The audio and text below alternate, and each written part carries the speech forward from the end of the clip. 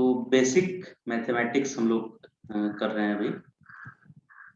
NEET और JEE के exam में फिजिक्स में जो यूज होता है मैथ्स, वो सब सीख रहे हैं। तो उसमें उस सीरीज में आज इंटीग्रेशन हम लोग देखते हैं कि इंटीग्रेशन का क्या यूज होता है फिजिक्स में, कहाँ कहाँ और कैसे हम लोग इंटीग्रेट करेंगे किसी फंक्शन को। तो इंटीग्रेशन की कहाँ पे जरूरत पड़ेगी हम लोग को, पहले वो समझते हैं।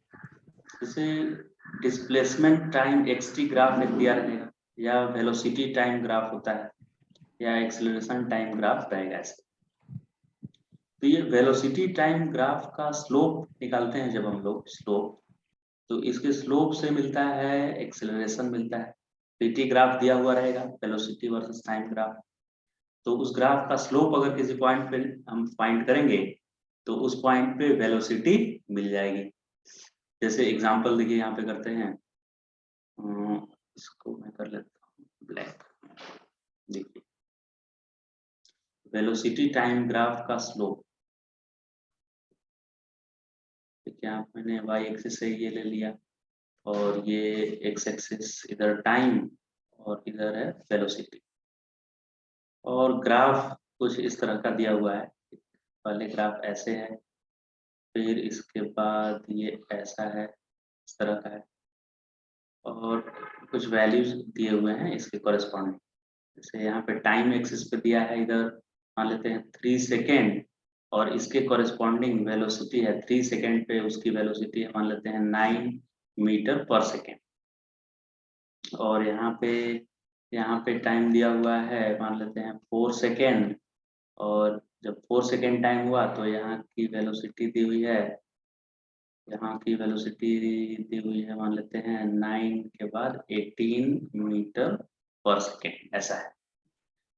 तो ये वेलोसिटी टाइम ग्राफ है, और इस ग्राफ से आपसे पूछेगा कि 0 से 3 सेकेंड तक, from time 0 to time 3 second, ये बॉडी एक्सेलरेट कर रहा है, जिसका भी ग्राफ बनाया गया है वो एक्सेलरेट कर रहा है कि कांस्टेंट वेलोसिटी से चल रहा है, ऐसा पूछा जाएगा। तो यहाँ पे मुझे दिख रहा है कि वेलोसिटी टाइम ग्राफ का स्लोप एक्सेलरेशन देता है, तो इसका स्लोप 0 तो है नहीं। तो वेलोसिटी टाइम ग्राफ का अगर मैं स्लोप निकालूं, स्लोप मतलब डिवाइड करना पड़ता है y अपॉन एक्स, याद होगा y upon x perpendicular upon base करने से स्लोप मिलता है।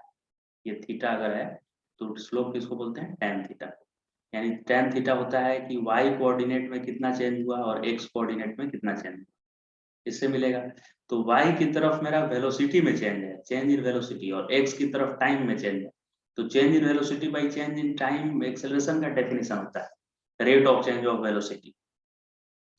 तो y अपॉन एक्स करने पे tan थीटा मिल रहा है, और इसी को स्लोप बोलते हैं, और स्लोप से मुझे मिल रहा है एक्सेलरेशन यहाँ।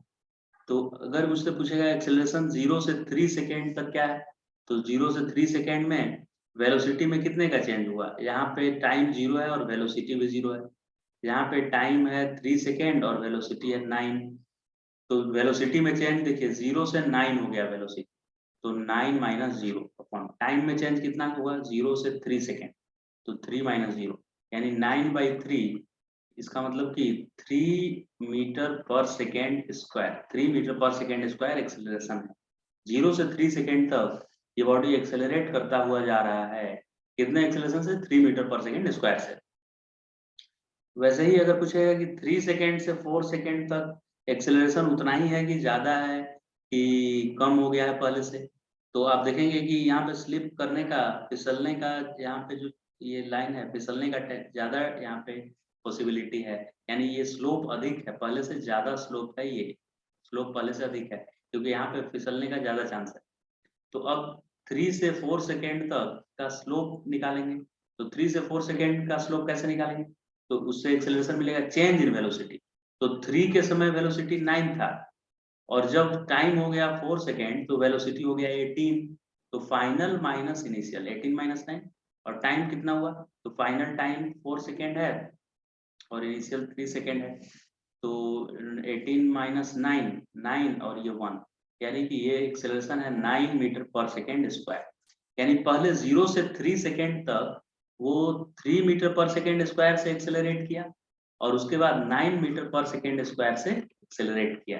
ये तो ये दोनों टाइम इंटरवल में इस तरह से हम टाइम फाइंड एक्सेलरेशन फाइंड कर सकते हैं स्लोप से, अगर ये वैल्यू दिया है तो स्लोप ये यूज हो गया। लेकिन इसी की जगह पर अगर ये कर्व होता तो इसको डिफरेंशिएट भी हमको करना पड़ सकता था। जैसे ऐसे होता कि पहले इस तरह का मान लीजिए ग्रेजुअली इंक्रीज करता, ऐसे डिस्क्रीट नेचर में 0 से 3 और फिर एक जैसा, फिर 3 से 4 एक जैसा, ऐसा नहीं होता, ग्रेजुअली इंक्रीज करता अगर।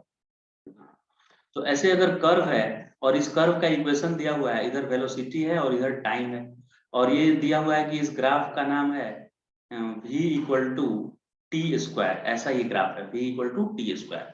तो आपसे पूछेगा कि इस पॉइंट पे कितनी वेलोसिटी है। जब टाइम 2 सेकेंड है उस समय इसकी कुछ वेलोसिटी होगी। कितनी वेलोसिटी होगी, तो t की जगह पर 2 पुट करेंगे तो यहाँ 4 आ जाएगा। तो पूछेगा कि इस समय एक्सेलरेशन कितना है at t equal to 2 second, acceleration अगर पूछेगा तो क्या करेंगे, यहाँ पे एक टेंजेंट ड्रॉ करेंगे, ऐसे टेंजेंट, और इसका स्लोप निकालेंगे। तो अब स्लोप निकालने से मैं y तो मुझे पता है 4, लेकिन x तो ये वाला आया, स्टार्टिंग से ओरिजिन से x थोड़े ही आया, यहाँ से यहाँ तक x आया, और ये मुझे पता है ही नहीं। तो इस केस में डिफरेंशिएशन करना पड़ता है। तो a इक्वल टू होता है dv by dt, acceleration equal to rate of change of velocity. तो a equal to d by dt और वेलोसिटी को मैं लिखूंगा टी स्क्वायर का डेरिवेटिव होगा 2t to the power 2 minus 1, तो 2 माइनस 1 हो जाएगा 1, तो ये 2t आया। अब t इक्वल टू कितने सेकेंड पे पूछा है मुझसे, 2 सेकेंड पे पूछा है, तो t के जगह पर मैं 2 यहाँ पे पुट कर दूंगा, तो 2 इंटू 2 4 आया, यानी एक्सेलरेशन 4 मीटर पर सेकेंड स्क्वायर था। एक्सेलरेशन 4 मीटर पर सेकेंड स्क्वायर रहा होगा 2 सेकेंड पे। तो अगर कर्व दिया हुआ है तो भी हम एक्सेलरेशन निकाल सकते हैं, और स्ट्रेट लाइन जैसा दिया हुआ है तो भी एक्सेलरेशन निकाल सकते हैं। कर्व अगर इस तरह का दिया हुआ है तो एक्सेलरेशन निकालने के लिए मुझे क्या करना पड़ता है, डिफरेंशिएट करना पड़ता है, डिफरेंशिएट कर्व दिया हुआ है तो। और स्ट्रेट लाइन है तो direct change in y upon change in x ऐसे लिख देना होता है। अब वैसे ही अगर वेलोसिटी टाइम ग्राफ गिवन है, vt ग्राफ अगर ऐसे ही गिवन है, इधर वेलोसिटी इधर टाइम, और इस तरह का कर्व ये दिया हुआ है, इसका नाम ये लिखा है v equal to T square है। तो और पूछा है कि find displacement covered by the particle, displacement अगर पूछेगा कितना किया, और टाइम दे देगा कि फ्रॉम 0 से 2 सेकेंड। तो अब vt ग्राफ का एरिया डिस्प्लेसमेंट देता है, वेलोसिटी टाइम ग्राफ का जो एरिया आएगा वो डिस्प्लेसमेंट देगा। तो यहाँ एरिया ये कैसे फाइंड करेंगे, ये तो ट्रायंगल बना ही नहीं है, ये तो कर्व लाइन है, ऐसे स्ट्रेट लाइन नहीं है, तो इसका एरिया का कोई फॉर्मूला नहीं है पहले से बना हुआ। ट्रायंगल रहता तो half into base into height लिख देते, ये अगर स्ट्रेट लाइन रहता था, लेकिन ये तो कर्व लाइन है, तो अब ये ट्रायंगल बना नहीं। तो अब इसका एरिया, ये जो शेडेड रीजन है, इसका एरिया कैसे फाइंड करेंगे, क्योंकि जितना एरिया आएगा वही डिस्प्लेसमेंट में रहेगा। तो इसके एरिया को फाइंड करने के लिए इंटीग्रेशन सीखेंगे हम लोग। इंटीग्रेशन मेथड से इरेगुलर फिगर का एरिया हम लोग फाइंड कर सकते हैं, जिसका इक्वेशन पता है। हम लोग ट्राइंगल, रेक्टेंगल, स्क्वायर, ये सब का एरिया हम लोग जानते हैं, लेकिन इसका जो कर्व जैसा ऐसे होता है पाथ, उसका नहीं जानते हैं कि ये कितना एरिया बनाया, कोई फॉर्मूला नहीं है जनरल। इसलिए इस एरिया को निकालने के लिए ये इंटीग्रेशन वाला मेथड है। इसको क्या करेंगे, टी स्क्वायर डी टी, इधर एक्स एक्सिस पे टी है और एक्स एक्सिस पे हम प्रोजेक्ट किए हैं एरिया, तो डी टी के रिस्पेक्ट में इंटीग्रेट करेंगे, और इसका इक्वेशन टी स्क्वायर है, तो टी स्क्वायर डी टी। कहाँ से कहाँ तक करना है, 0 से 2, ये टाइम कहाँ से कहाँ वेरी किया, 0 से 2, तो 0 से 2 टी स्क्वायर डी टी जो आएगा वही एरिया देगा इसका।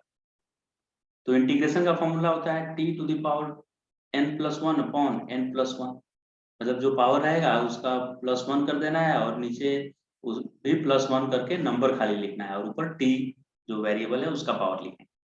फिर लिमिट पुट करना है 0 से लेकर 2, तो t to the power 3 upon 2 + 1 नीचे 3 हो गया, और लिमिट पुट कर दिए 0 से 2।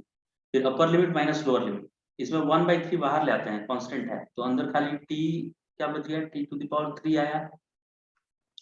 फिर 1/3 बाहर आ गया, और अपर लिमिट पुट करेंगे तो 2 का पावर क्यूब 8 माइनस, फिर 0 पुट करेंगे, मतलब पहली बार 2 पुट करना है अपर लिमिट, उसके बाद 0, और बीच में माइनस देना है, तो 8 माइनस 0, तो 8/3 एरिया आएगा इसका। इसका एरिया कितना आएगा, 8/3, यानी कि डिस्प्लेसमेंट जो हुआ अगर कोई पार्टिकल इस इक्वेशन को फॉलो करके मूव कर रहा है जिससे v equal to T square जैसा, तो वो 2 सेकेंड में 8/3 मीटर डिस्प्लेसमेंट कवर कर लेगा। जैसे अगर सिंपल मेरे पास एक ट्रायंगल है, ऐसे स्ट्रेट लाइन ऐसे ग्राफ है, इसका y इक्वल टू एक्स जैसा ही ग्राफ है, y इक्वल टू एक्स के जैसा ग्राफ है, ये तो पता ही होगा कि y इक्वल टू एक्स के जैसा ग्राफ है स्ट्रेट लाइन। तो अगर मैं इसमें यहाँ से यहाँ तक y इक्वल टू अगर x है तो ये 2 है, तो इसकी कॉरेस्पॉन्डिंग इधर भी क्या मिलेगा, मुझे 2 ही मिलेगा, क्योंकि जितना x होना है उतना ही y को होना चाहिए। अब इस एरिया को अगर मैं बोलूँ कि इसका एरिया निकालिए, तो ये तो ट्रायंगल है, आराम से एरिया इसका कोई भी लिख देगा, हाफ इंटू बेस, बेस है 2 और हाइट ये वाला परफेक्ट, ये वाला हाइट बोलते हैं और ये बेस होता है, तो बेस भी 2 है और हाइट भी 2 है, तो half into base into height कर दिए, 2 से 2 कैंसिल हो गया, तो इसका एरिया 2 आया। ये y था, इधर x था। इसी एरिया को निकालने का एक और मेथड है, इंटीग्रेशन मेथड। इंटीग्रेशन से कैसे ये एरिया निकलेगा, तो ये ग्राफ क्या था, y इक्वल टू एक्स, यानी जो y है वो x का फंक्शन है, तो आप यहाँ पे x लिख दीजिए जो फंक्शन है वो, और x एक्सिस पे लिख रहे हैं एरिया, यानी x इसका वेरिएबल है, वेरिएबल तो x के रेस्पेक्ट में इंटीग्रेट करेंगे, तो यहाँ जो फंक्शन है वो लिखेंगे और किसके रेस्पेक्ट में इंटीग्रेट करेंगे, x के रेस्पेक्ट में, मतलब dx, और फिर इंटीग्रेट करना है यहाँ, कहाँ से कहाँ करना है, तो 0 से 2 तक, 0 से 2, तो इससे भी आंसर 2 ही आना चाहिए, क्योंकि ये भी एरिया ही देता है। आइए देखते हैं आ रहा है कि नहीं 2, x dx है तो x का पावर 1 है, तो 1 dx मेन ये है, इसको इंटीग्रेट करने वाले हैं, तो x टू द पावर 1 का फॉर्मूला होगा x to the power 1 plus 1 upon 1 plus 1।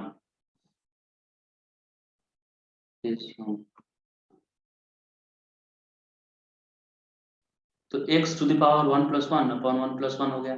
अब यहाँ मैं फॉर्मूला लिख दिया हूँ कि मेन 2 ही फॉर्मूला से आपका मैक्सिमम क्वेश्चन सॉल्व हो जाएगा, जो फिजिक्स में हम लोग का आएगा उसमें ये सबसे ज्यादा फॉर्मूला यही यूज होगा दोनों। x to the power n dx है, तो इसको लिखेंगे x to the power n plus 1 upon n plus 1, और जब डिफ्रेंशिएट करना होगा x to the power n को तो nx to the power n minus 1 हो जाएगा ये, और ये 2 फॉर्मूला याद रखना है।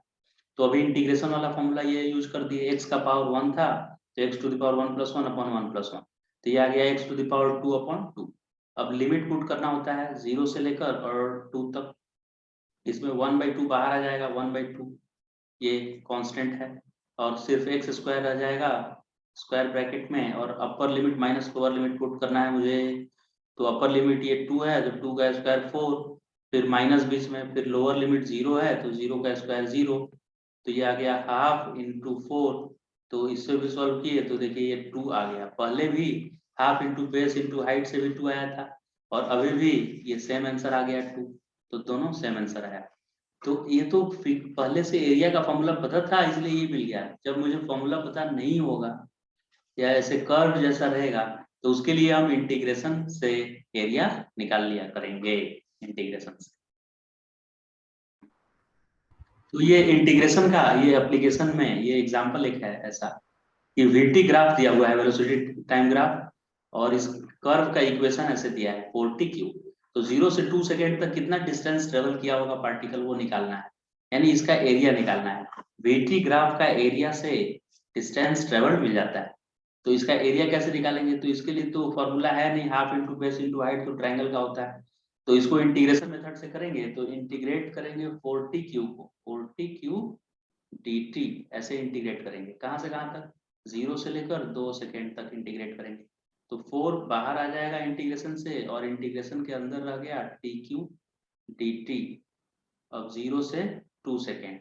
अब अभी फॉर्मूला मैंने बताया था कि पावर जो भी रहता है इंटीग्रेट करने पे ऐसा होता है, उसका एक और पावर बढ़ा देते हैं, तो t का पावर n+1 अपॉन n+1 ऐसे कर देते हैं, लिमिट 0 से लेकर 2 हो गया, फिर 4, और ये 3+1 4 बाहर निकलेगा, ये 4, और ब्रैकेट में हो जाएगा t टू द पावर 4, और ये 0 से लेकर 2, फिर 4 से 4 कैंसिल हो गया ये, तो t to the power 4 upper limit पहले पुट करते हैं, तो 2 का पावर 4 हो जाएगा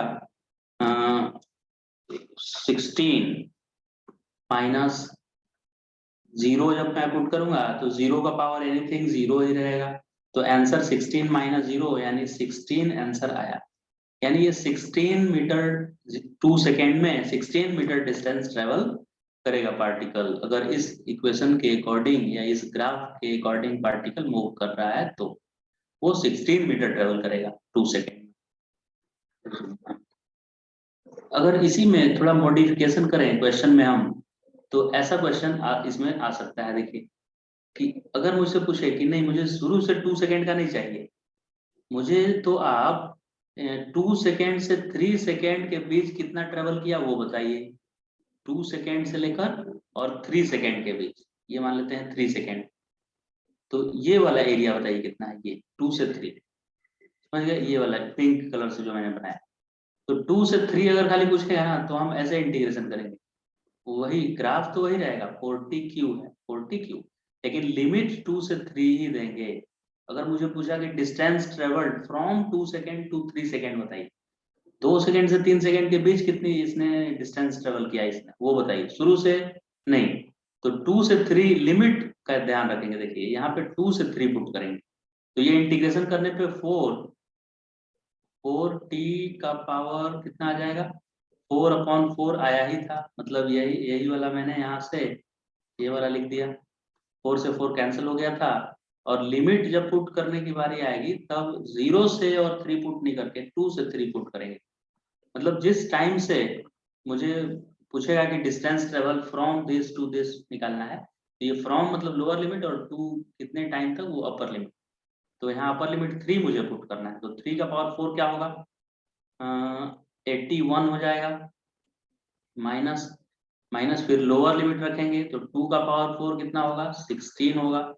तो इन दोनों को सब्ट्रैक्ट करेंगे तो कितना आ जाएगा ये 11 में से 6 जाएगा तो कितना आ जाएगा। इसको सब्ट्रैक्ट करिए देखिए कितना आता है दोनों।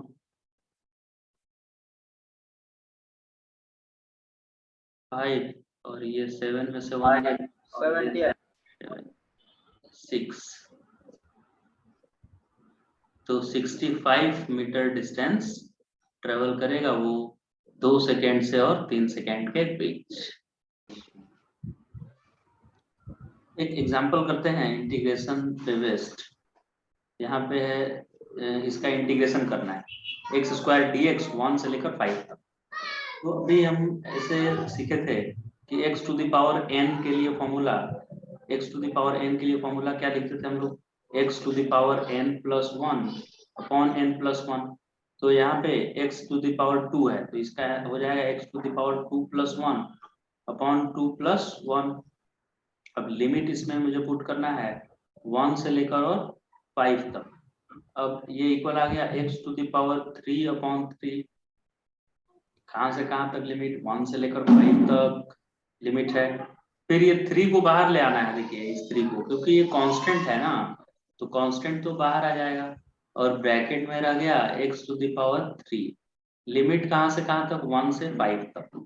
अब 1/3 आया ये, और x की जगह पर पहले अपर लिमिट पुट करना है, तो x की जगह पर 5 रखेंगे तो 5 का क्यूब कितना आएगा 125 आ जाएगा। 5 का क्यूब माइनस फिर ये 1 पुट करेंगे तो ये 1 आ जाएगा, तो इसका आंसर हो गया 124/3। तो ये से कैंसिल होगा नहीं 3 से, 124/3 ही रह जाएगा। तो इस तरह से हमारा सेकेंड ऑप्शन आ गया, इसका करेक्ट ऑप्शन है ऑप्शन नंबर 2। इस तरह से हम लोग डेफिनेट इंटीग्रेशन का प्रॉब्लम सॉल्व करेंगे। तो अभी हम लोग एक इंटीग्रेशन का कुछ क्वेश्चंस करने वाले हैं, जिसमें फर्स्ट नंबर में ये क्वेश्चन करेंगे, फिर ये तीनों करेंगे। तो फर्स्ट क्वेश्चन इंटीग्रेशन है 0 से लेकर और यहाँ इन्फिनिटी तक मुझे इंटीग्रेट करना है x का पावर -12 dx।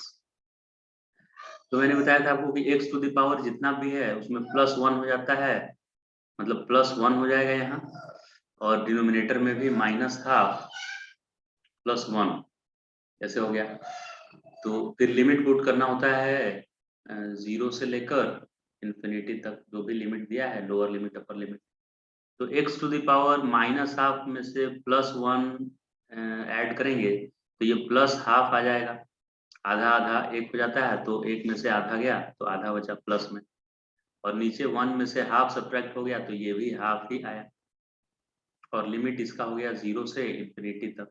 अब हाफ बाहर आ जाएगा, ये 1/2 ऐसे बाहर लेंगे तो 2 ऊपर आ जाएगा, 2 इस तरह से आ गया, 1/2 बाहर निकाले, डिनोमिनेटर में रहेगा ना 1/2, तो 2 ऊपर आ जाएगा, और x का पावर हाफ यहाँ पे रह गया, x का पावर 1/2, और लिमिट कहाँ से कहाँ पुट करना है, 0 से लेके और इंफिनिटी तक पुट करना है। तो upper limit minus lower limit देखिए पुट करते हैं। तो इसमें जब मैं x की जगह पर इंफिनिटी पुट करूंगा तो 2 इंटू ये इनफाइनाइट आ जाएगा, नंबर लार्ज नंबर, और ये माइनस 0 यहाँ पे मैं सब्स्टिट्यूट करूंगा, तो ये इंफिनिटी इसका आंसर आ जाएगा। इसका आंसर क्या होगा, कोई डेफिनेट नंबर इसका नहीं आएगा, इनफाइनाइट आएगा इसका वैल्यू। फॉर्मूला हम लोग देखेंगे ये ट्रिग्नोमेट्रिक इंटीग्रेशन किस तरह से किया जाता है, तब साइन का होगा। अभी तो खाली अलजेब्रिक वाला देखे थे। तो एक अगर साइन का इंटीग्रेशन जब भी पूछे कि साइन एक्स dx इंटीग्रेट करना है, तो साइन का इंटीग्रेशन होता है माइनस कॉस एक्स आएगा इसका, और जब कॉस का इंटीग्रेशन करना होगा कॉस एक्स dx, तब इसका इंटीग्रेशन करने पे माइनस साइन नहीं प्लस साइन लिखना है साइन, जबकि डेरिवेटिव में उल्टा था। अगर डिफरेंशिएशन ऐसे रहता d/dx और साइन का होता तो ओनली कॉस होता, खाली कॉस एक्स हो जाता कॉस, लेकिन कॉस का डिफरेंशिएशन अगर होता कॉस एक्स d/dx, तो ये आगे अपना माइनस लगाकर तब साइन लिखता है, यानी कॉस का डेरिवेटिव माइनस साइन, लेकिन साइन का डेरिवेटिव इंटीग्रेशन माइनस कॉस, मतलब इंटीग्रेशन में कॉस में माइनस लगेगा और डेरिवेटिव में साइन में माइनस लगता है।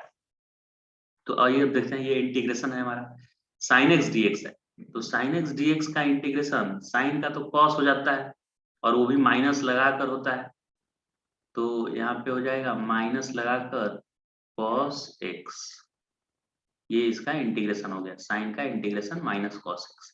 अब लिमिट पुट करना है 0 से लेकर और π/2 तक, π/2। तो पहले माइनस को बाहर ले आ रहे हैं, माइनस एक कांस्टेंट नंबर है -1, वो बाहर ले गए, फिर cos x लिख दिए ब्रैकेट में एज इट इज, 0 से लेकर π/2 तक लिख देंगे ऐसे, तो माइनस, अब cos π/2, cos π/2 अपर लिमिट पहले लिखना है, तो पूरे cos की जगह पर π/2 नहीं लिखना, खाली x की जगह पर π/2 लिखना है, माइनस लोअर लिमिट क्या है 0, तो माइनस तो फॉर्मूला वाला है, फिर cos यहाँ पे 0 लिख दिया जाएगा, upper limit minus lower limit हो गया, माइनस पहले से बाहर था, cos π/2 क्या होता है, cos π यानी cos 90 तो 0 होता है, माइनस cos 0 क्या होता है 1, ये तो माइनस फॉर्मूला वाला माइनस है, और ये 1 आया है cos 0 का वैल्यू, तो ये कुल मिला के आ गया -0 -1 होगा, फिर बाहर में ब्रैकेट के बाहर एक और माइनस है तो उसको +1 ये बना देगा, यानी इसका इंटीग्रेशन +1 आया, sin x dx का 0 से π/2 तक इंटीग्रेशन करने पे रिजल्ट कितना आता है 1।